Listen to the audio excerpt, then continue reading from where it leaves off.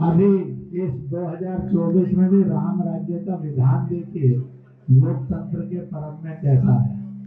जिन्होंने राम की भक्ति की पर धीरे धीरे अहंकार आ गया, उस पार्टी को सबसे बड़ी पार्टी घोषित कर दिया।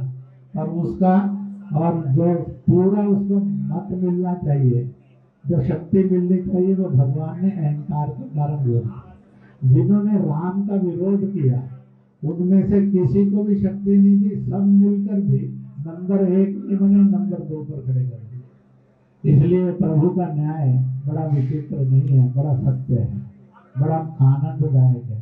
इसलिए जिस पार्टी ने भक्ति की, अहंकार आया, उसको 241 पर रोक दिया, पर सबसे बड़ी बना दी। जिनके अंदर राम की अनास्था थी, अश्रद्धा थी, और उनको सबको मिलकर 234 पर रोक दिया।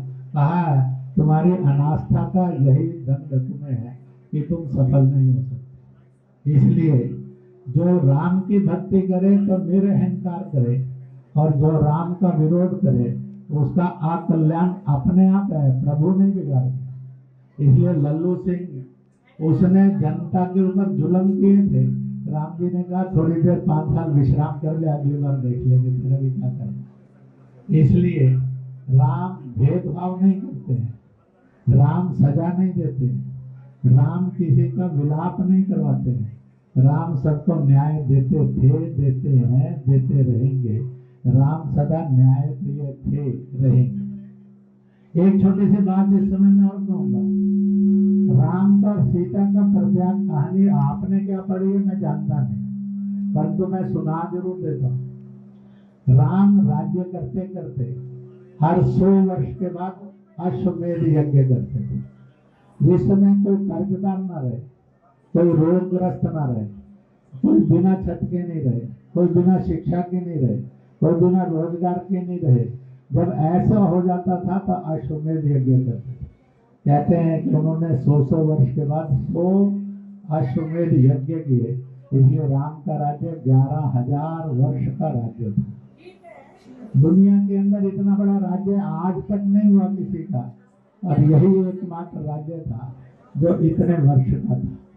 और इस राज्य में करते करते अंत में एक समय आता है। इंद्रेश जी राष्ट्रीय स्वयंसेवक संघ के नंबर 2 के नेता है। नंबर 1 पहले ही कह चुके हैं कि कोई सुनता नहीं उनकी। उन्होंने मणिपुर के मामले में, कई मामलों में कहा लोग आजकल अपनी अहंकार में डूबे हैं। अब इंद्रेश जी ने स्वर में स्वर मिला लिया। उन्होंने भी कह दिया कि भारतीय जनता पार्टी, अब भारतीय जनता पार्टी क्या, उनके 2 शीर्ष नेता अहंकारी हो गए और भगवान राम के मंदिर के मुद्दे पे भी हो गए। किसने बनाया उनको अहंकारी?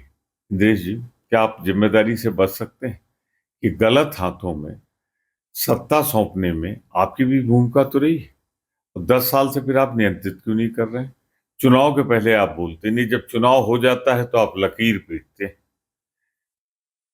जो सर्टिफिकेट देना हो आप मोदी जी को दीजिए, अमित शाह जी को दीजिए, भाजपा को दीजिए, पर कांग्रेस को मत दीजिए।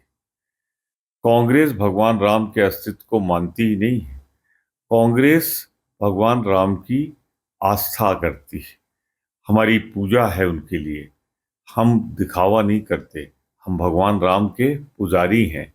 आपकी तरह और आपकी भाजपा के तरह राम का व्यापार नहीं करते हैं कि हम उनको चुनाव में इस्तेमाल करें। हमारे लिए राम आदरणीय है, श्रद्धेय है, पूजनीय है, और हम उनकी पूजा मंदिर में करते हैं। इंद्रेश जी ये भी कह रहे हैं कि चुनाव का रिजल्ट भी बिल्कुल उल्टा ही आ गया, भाजपा उस कदम पे चल ही नहीं पाई।